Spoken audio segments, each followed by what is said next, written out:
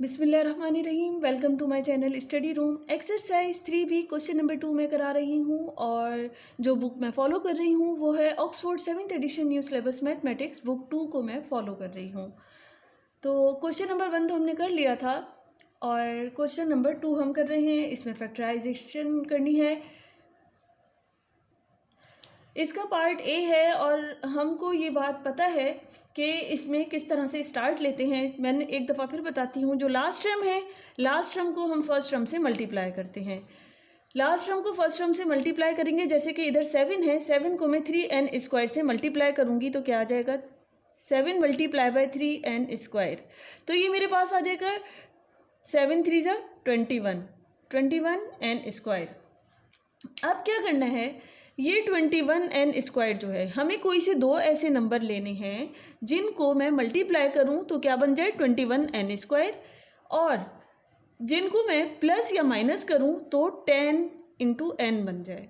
दोबारा रिपीट कर रही हूँ, लास्ट टर्म को फर्स्ट टर्म से मल्टीप्लाई करना है।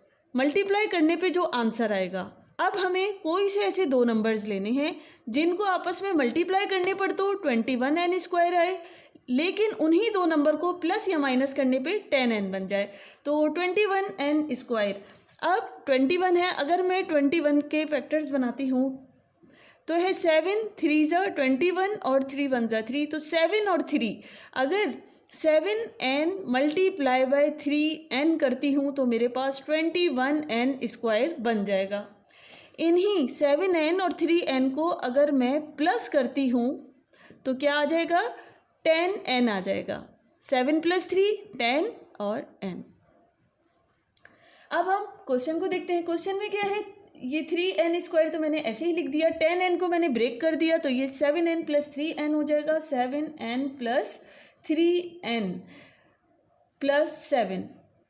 अब क्या करेंगे, इसमें से मैंने कॉमन लेना है, जो कि 3 भी कॉमन नहीं है, 7 भी कॉमन नहीं है, मगर n जो है वो कॉमन है, तो n × 3n, तो ये क्या आ जाएगा 3n² प्लस 7, n × 7 7n हो जाएगा, और इधर क्या आएगा, इधर कुछ भी कॉमन नहीं आएगा तो मैं +1 लिख देती हूँ, और n 1 × 3n ये हो जाएगा 3n प्लस 1 × 7 7 हो जाएगा। इनमें से दोनों में से कॉमन क्या आएगा, मेरे पास 3n + 1 + 7 × n + 1, ये मेरे पास आंसर आ जाएगा। अगर हम इसको n + 1 पहले लिख दें और 3n + 7 बाद में लिख दें तो भी कोई बात नहीं है, दोनों आपस में मल्टीप्लाई हो रहे हैं। अब हम चलते हैं इसके पार्ट बी की तरफ।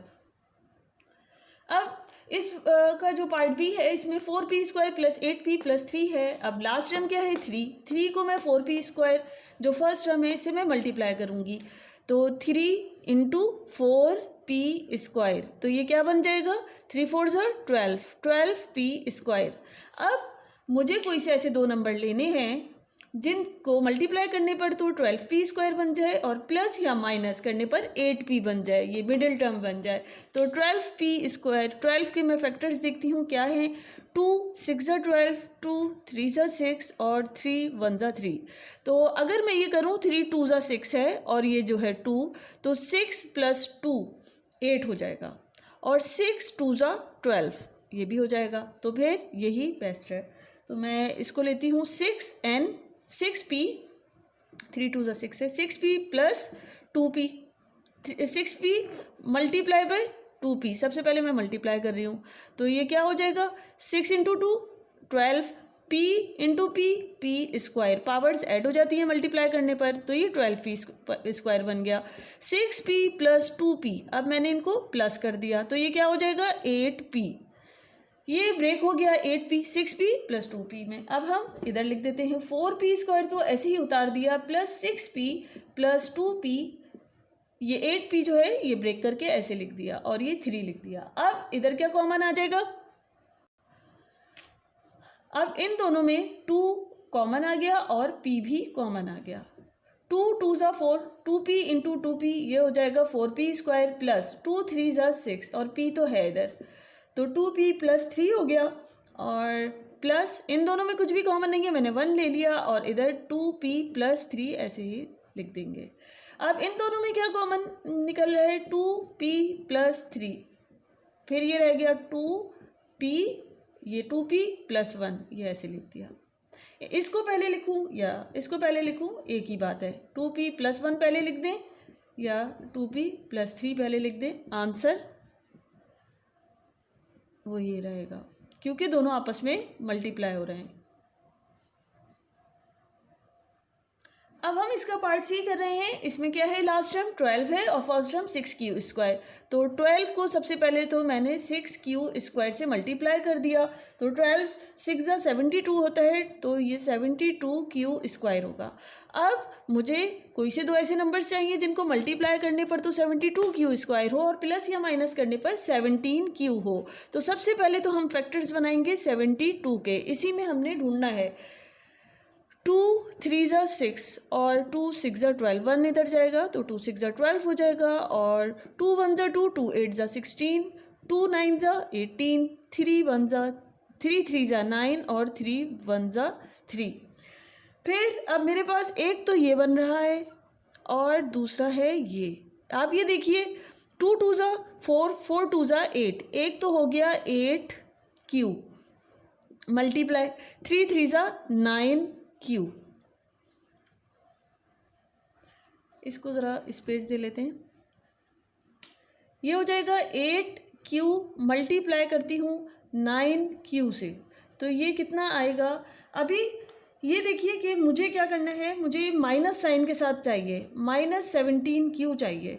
तो अगर मैं माइनस साइन इधर इधर लगा दूँ, 8 9 × 72 और q × q² minus minus plus हो जाएंगे, इसलिए मैंने लिखा नहीं है। अब इसी 8q मुझे -17 चाहिए, तो 8q और 9q है, इन दोनों को जब मैं ऐड करूँगी तो मुझे मिल जाएगा 17q। लेकिन साइन का प्रॉब्लम है, प्लस अगर लगा देते हैं तो -17q नहीं मिलेगा। अगर दोनों में मैं माइनस साइन लगा दूं, सेम साइन है, माइनस माइनस प्लस हो जाता है और साइन माइनस का ही आता है, और 8 + 9 17q।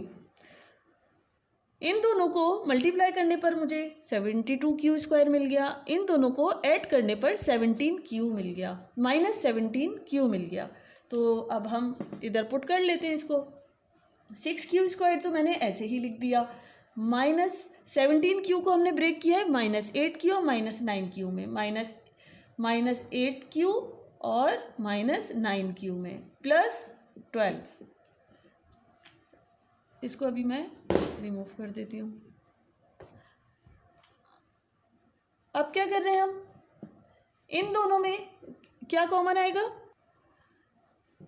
2 कॉमन आ रहा है इन दोनों में और q भी आ रहा है, तो 2 3 × 6 और q × q² -2 4 × 8, q तो 1 है, और इन दोनों में मेरे पास क्या कॉमन आ जाएगा, -3 कॉमन आ जाएगा। 3 के टेबल में 9 भी आता है और 12 भी आता है, तो 3 3 × 9,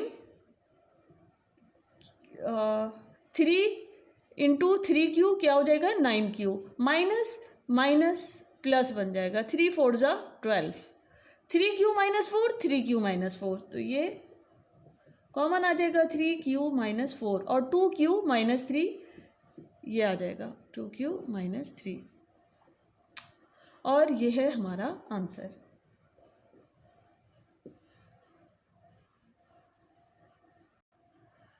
अब इसके डी पार्ट है, डी पार्ट में हमें क्या करना है, ये 3 है, 3 × 4r², तो ये क्या हो जाएगा, 12r²। मुझे दो नंबर्स चाहिए जिनको मल्टीप्लाई करने पर 12r² आ जाए और प्लस या माइनस करने पर 7r आ जाए, -7r आ जाए।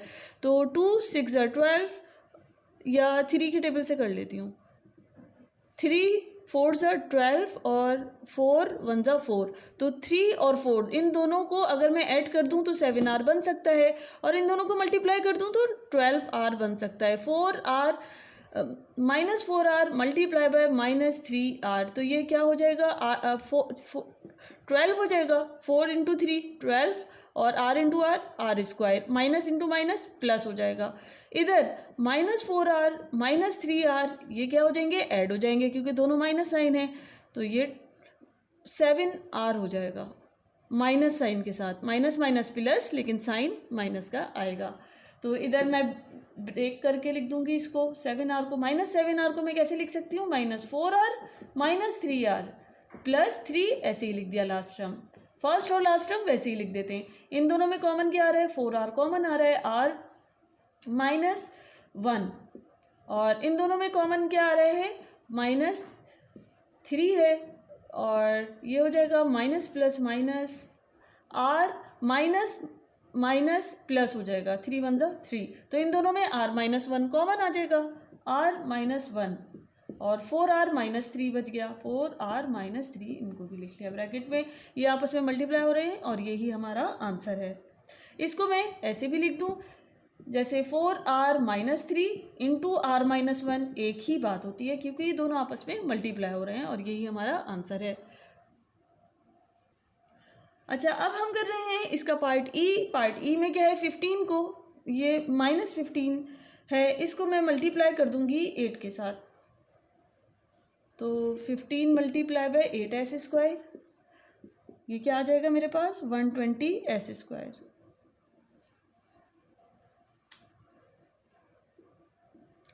अब हमें इसके फैक्टर्स बनाने होंगे। 120 है, 2 6 12, 0 को 0, 2 3 6, 0 का 0 लिख दिया, और 2 1 2, 2 5 10, 3 5 15, और 5 1 5।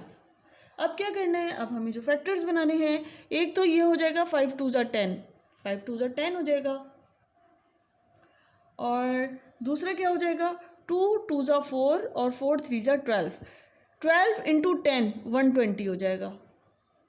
तो मैं इसको कैसे लिख सकती हूँ, अच्छा, ये जो था इधर ये -15 है ना, तो मैंने -15 मल्टीप्लाई बाय 8s² किया, तो -120 है। अब मुझे -120 किस तरह से बनाना है, 5 2 10, और 2 2 4, 4 3 12, तो 12s मल्टीप्लाई बाय -10s, तो ये क्या हो जाएगा, -120s²। तो मेरे पास ये तो बन गया। अब मैंने क्या करना है, 12s -10s, तो ये क्या आ जाएगा, 12 -10, ये आ जाएगा 2s। तो इधर मैं ये पुट कर देती हूँ, ये क्या हो जाएगा, 8s² प्लस 12s -10s -15।